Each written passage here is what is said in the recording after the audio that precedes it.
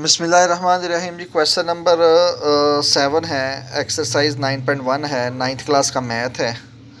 हमें x Y Z की value find करने के लिए कहा गया। ये डायग्राम बनी है, ये डायग्राम ड्रा की गई है। हम यहाँ से करेंगे। इस डायग्राम को देखा जाए तो इसमें टोटल 3 रेक्टेंगल्स बनती हैं, सॉरी 3 ट्राइंगल्स बनती हैं।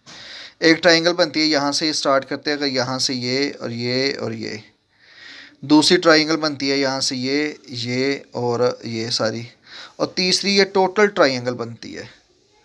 और तीनों ट्राइंगल जो ना ये बेटा राइट एंगल हैं। ये भी राइट एंगल 90 डिग्री का एंगल शो हो रहा है, ये भी 90 डिग्री का एंगल शो हो रहा है। तो जब इधर 90 का होगा तो ये भी 90 का होगा। तो हम सबसे पहले ऐसा करते हैं कि इस ट्राइंगल को सॉल्व करते हैं, ये वाली को, जिसकी 2 साइड गिवन है और थर्ड साइड हम फाइंड करेंगे। तो राइट एंगल ट्राइंगल की 2 साइड गिवन और थर्ड साइड फाइंड करनी हो तो हम पाइथागोरस थ्योरम यूज़ करते हैं। वो क्या होता है, hypotenuse square equal to base square plus perpendicular square. 90 degree के एंगल के सामने वाली साइड हाइपोटेनस होती है, बाकी जो 2 साइड है उसको एक को बेस कह सकते हैं, एक को परपेंडिकुलर कह सकते हैं। ये निशानी याद रखनी है कि 90 डिग्री के सामने वाली साइड जो होती है वो हाइपोटेनस होती है। तो वो फार्मूला लगाया गया है। हाइपोटेनस की वैल्यू क्या आ रही है 10, तो 10 का स्क्वायर इक्वल बेस की वैल्यू 6 ले ली है, परपेंडिकुलर की वैल्यू y ले लिया है। 10 का स्क्वायर 100 है, 6 का स्क्वायर 36 है, वाई स्क्वायर है। ठीक है, उधर जाकर माइनस हो जाएगा तो वाई स्क्वायर की वैल्यू 64 आ जाएगी। स्क्वायर रूट लेंगे तो y की वैल्यू 8 आ जाएगी। अब हम क्या करेंगे, ये जो ट्राइंगल है ना ये वाली, ये इसकी बात करेंगे। यहाँ से ये और ये। अब इसमें 90 डिग्री का एंगल ये बन रहा है, तो इसके सामने वाली साइड ये हाइपोटेनस आ गई। फिर इसको आप बेस कह लें, इसको परपेंडिकुलर कह लें, तो उसी तरह से हो जाएगा। फिर H square equal to B square plus B square. अब इसके मुताबिक हाइपोटेनस की वैल्यू जेड आ रही है, तो जेड स्क्वायर इक्वल टू एक साइड पे एक्स आ रहा है और एक साइड पे वाई आ रहा है, तो यहाँ पर हो जाएगा x square plus y square. अब वाई स्क्वायर की वैल्यू तो हमारे पास ऊपर आई थी 64 वाई स्क्वायर की, तो वाई स्क्वायर की जगह पर हम 64 कर लेते हैं। इसको हम इक्वेशन 1 कह लेते हैं। अब हम बात करेंगे पूरी ट्राइंगल की, यहाँ से ये सारी ट्राइंगल की बात करेंगे, क्योंकि उसका ये 90 डिग्री का एंगल ये बांध रहा है। इसके सामने वाली साइड ये हाइपोटेनस हो गई, ये बेस हो गई, ये परपेंडिकुलर हो गई। फिर वही formula H square equal to B square plus B square. अब गौर करें कि जो इसका हाइपोटेनस में 2 वैल्यूज़ आ रही हैं, एक 6 भी आ रही है और एक एक्स आ रही है, तो ये टोटल वैल्यू हो जाएगी 6 प्लस एक्स। तो ये लिखा गया है एक्स प्लस 6 होल स्क्वायर। नीचे वाली जेड है तो वो जेड स्क्वायर वैसे ही आ जाएगी, और परपेंडिकुलर की वैल्यू यहाँ पर 10 है तो ये 10 स्क्वायर आ जाएगा। अब इसका होल स्क्वायर का फार्मूला ओपन करते हैं। एक्स का स्क्वायर लेंगे, एक्स स्क्वायर 6 का स्क्वायर 36, फिर होता है 2ab। फार्मूला याद होगा, A square plus B square plus 2ab होता है। तो 2x 6 मल्टीप्लाई करेंगे 12x आ जाएगा। इधर आ गया जेड स्क्वायर प्लस 10 का स्क्वायर 100। अब ये जो जेड स्क्वायर आ रहा है ना, ऊपर हमारे पास इक्वेशन 1 में जेड स्क्वायर की वैल्यू आई थी एक्स स्क्वायर प्लस 64, तो इस जेड की जगह पर हम ये वैल्यू पुट कर देंगे एक्स स्क्वायर प्लस 64। ये x square plus 36 plus 12x equal to Z की जगह पर एक्स स्क्वायर प्लस 64 आ गया, प्लस में आ गया ये 100 है। अब यहाँ से एक्स स्क्वायर से कट जाएगा, क्योंकि ये एक्स स्क्वायर जब उधर जाएगा तो माइनस हो जाएगा, तो कट जाएगा। इधर हम 12x लिख लिया, 36 को उधर ले गए, 100 में 64 ऐड किया तो 164 आ गया, 36 उधर जाके माइनस का आ गया। तो 12x इक्वल टू 164 से 36 माइनस करेंगे तो 128 आ जाएगा। तो अब हम क्या करेंगे, 12 इधर आके डिवाइड करेगा, 128 ओवर 12 आ गया। 128 को 12 पे डिवाइड करेंगे तो 10.66 सेंटीमीटर। ये भी वैल्यू आंसर ठीक है। इसको अगर आप इस तरह से डिवाइड करके होल्स में आंसर ले आए तो वो भी ठीक हो जाता है। 10 होल 8 ओवर 12, ये भी आंसर आ जाता है। अब हम ये करेंगे कि हमारे पास जो एक्स की वैल्यू आई है, इस एक्स की वैल्यू को हमने इसी तरह से अब हमने इसकी फाइंड करनी है जेड की वैल्यू। तो ये जो एक्स की वैल्यू आई है इसको हम ये यहाँ पर इक्वेशन 1 में पुट करेंगे। ठीक है, putting x equal to 128 over 12 in equation 1। Equation 1 क्या थी, Z square equal to x square plus 64 है। जेड स्क्वायर आ जाएगा, एक्स स्क्वायर की वैल्यू हमारे पास एक्स की वैल्यू आई है ना 128 ओवर 12, तो उसकी जगह लिख के उसका स्क्वायर ले लेंगे, प्लस ये वाला 64 वैसे साथ में आ जाएगा। 128 का स्क्वायर लेंगे तो 3584 आता है, 12 का स्क्वायर 144।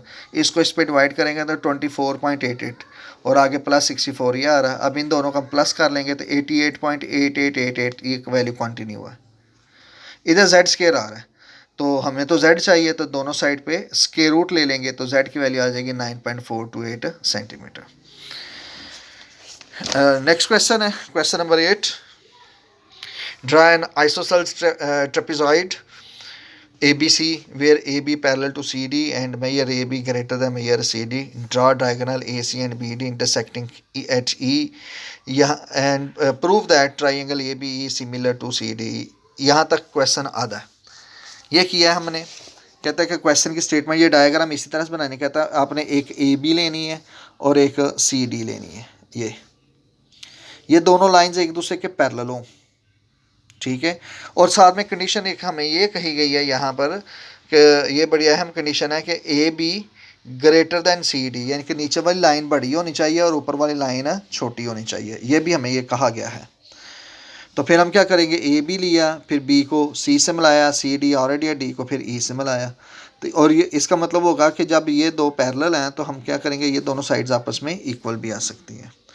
फिर ये कहा गया है क्वेश्चन के अंदर कि draw diagonals A C and B D. हमने क्या करना है, ए को सी से मिला देना तो एक डायगनल ये आ गया, और बी को डी से मिला देना तो एक डायगनल ये आ गया। ये दोनों ई पॉइंट पे इंटरसेक्ट करते हैं। क्वेश्चन के अंदर ये भी मेंशन है इंटरसेक्टिंग एट पॉइंट ई। तो जहाँ पर ये दोनों डायगनल इंटरसेक्ट करेंगे वहाँ पर ये हमारा ई पॉइंट आ जाएगा।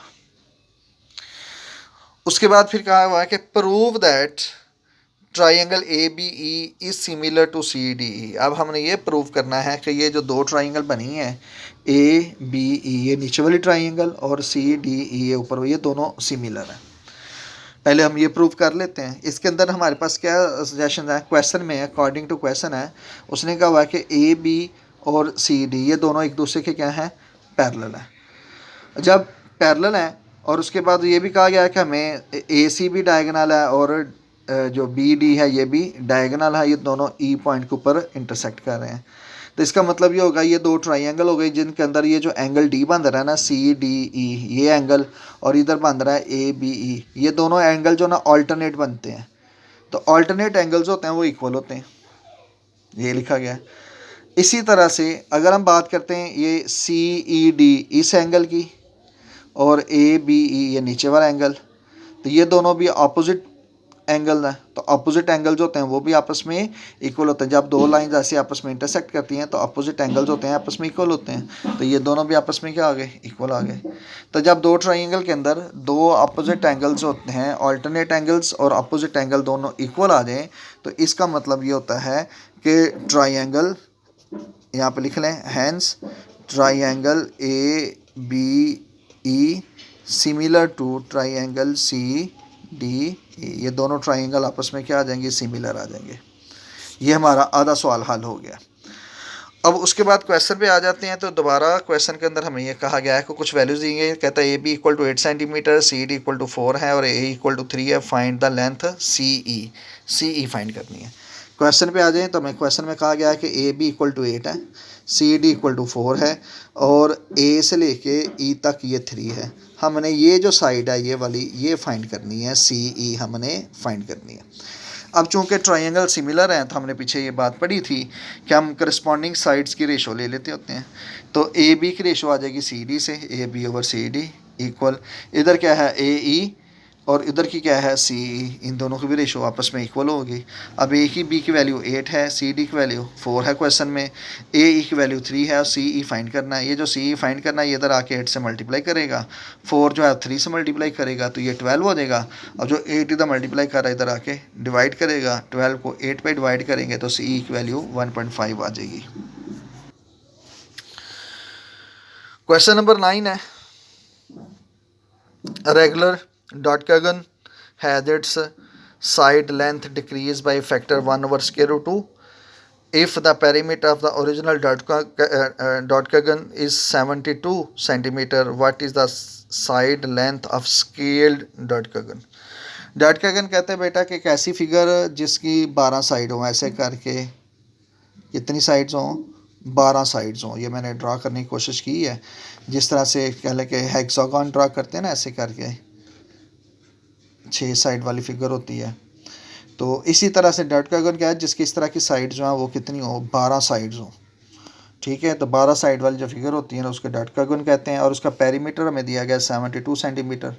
हम ऐसा करते हैं कि लेंथ ऑफ वन साइड की बात कर लेते हैं, वो हम ले लेते हैं एक्स। अब पेरीमीटर मतलब होता है, पेरीमीटर होता है बेटा सम ऑफ ऑल साइड्स, सारी साइड का सम। अब जो डॉट का गन है उसकी साइड्स कितनी होती हैं, 12, ठीक है। और अगर हम 12 साइड्स हों, हर साइड की लेंथ x हो, तो सबको प्लस करेंगे तो क्या आ जाएगा, सम ऑफ ऑल साइड क्या आ जाएगा, 12x हो जाएगा। और पेरीमीटर 72 है। अब जो 12 मल्टीप्लाई कर रहा है इधर आके डिवाइड करेगा तो x की वैल्यू आ जाएगी 6 सेंटीमीटर। मतलब कि जो डॉट का गन आएगी उसकी एक लेंथ की साइड जो है वो 6 सेंटीमीटर आ जाएगी। अब क्वेश्चन ये कहता है कि उसकी जो लेंथ की साइड है ना, मतलब कि उसको डिक्रीज़ किया गया है। और डिक्रीज़ कितना किया गया वो क्वेश्चन में मेंशन है। उसने कहा हुआ है कि डिक्रीज्ड बाय फैक्टर ऑफ 1/√2। हम ऐसा कर लेते हैं कि डिक्रीज्ड लेंथ जो होती है उसको अगर हम एक्स कम्प्लीमेंट कह लें, तो एक्स कम्प्लीमेंट का मतलब ये होगा कि जो ओरिजिनल लेंथ आई है उसको 1/√2 कम करना है। अब यहाँ पर क्वेश्चन में थोड़ी सी कन्फ्यूजन है, याद रखिएगा। अगर हम क्वेश्चन के आंसर की तरफ जाएं और कैलकुलेशन की तरफ जाएं तो डिफरेंस आता है। तो यहाँ पर क्वेश्चन दो तरह से हल हो सकता है। एक तो ये है कि हम माइनस करें, जो क्वेश्चन की स्टेटमेंट है कि हमने माइनस करना है 6 में से 1/√2 को माइनस करना है, इक्वल टू 6 माइनस, ये मैंने इसको रैशनलाइज किया है, पीछे हम मेथड पढ़ चुके हैं। रैशनलाइज करने का तरीका क्या होता है कि 1/√2 मल्टीप्लाई √2, और यानी कि ओवर वाली वैल्यू से मल्टीप्लाई डिवाइड करते हैं। ये 6 वैसे आ जाएगा, √2 1 से मल्टीप्लाई करके √2 आ जाएगा। √2 से मल्टीप्लाई करेगा तो √2 कैसे, √2 का हो जाएगा स्केयर से कट करके 2 आ जाएगा। अब इसके ओवर में 1 है, 1 और 2 कैल्शियम लेंगे तो 2 आ जाएगा। 2 को 1 पे डिवाइड करेंगे 2 6 12, 2 को 2 पे डिवाइड करेंगे 1 को √2 से मल्टीप्लाई करेंगे तो √2। तो ये क्वेश्चन की स्टेटमेंट के मुताबिक ये इसका आंसर बनता है। जो हमारे पास स्केल्ड लेंथ आएगी, इसको हम लिख सकते हैं स्केल्ड लेंथ, ये हमारे पास इसका आंसर आ जाएगा। ये क्वेश्चन की स्टेटमेंट के मुताबिक ये वैल्यू बनती है, और पीछे जो आंसर है वो डिफरेंट दिया हुआ है। मे बी कोई क्वेश्चन की वैल्यू में कोई करेक्शन हो, लेकिन हम इस तरह से क्वेश्चन सॉल्व कर सकते हैं।